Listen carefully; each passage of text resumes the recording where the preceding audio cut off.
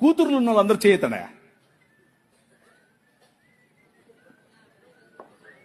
మిమ్మల్ని అడగలేదమ్మా, ఇక్కడ అడిగాను. మీరు ధన్యులు, మీరు ధన్యులు. ఎందుకో తెలుసా? మీ పాపను చూసి 6 ఏళ్లైనా 10 ఏళ్లైనా 15 ఏళ్లైనా 25 ఏళ్లైనా 35 ఏళ్లైనా నో ప్రాబ్లం. బుగ్గల మీద చేయి పెట్టి ఎంత అందంగా ఉన్నావమ్మా నువ్వు అని చెప్పు. అది నీ బాధ్యత.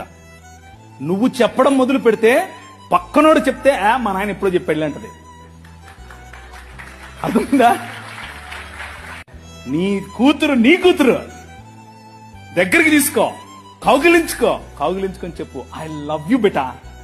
అబ్బా ఎంత అందంగా ఉన్నావే నువ్వు, అచ్చం అలాగే ఉన్నావు, అచ్చం మీ అమ్మలాగా ఉన్నావు, అచ్చం మా అమ్మలాగా ఉన్నావు.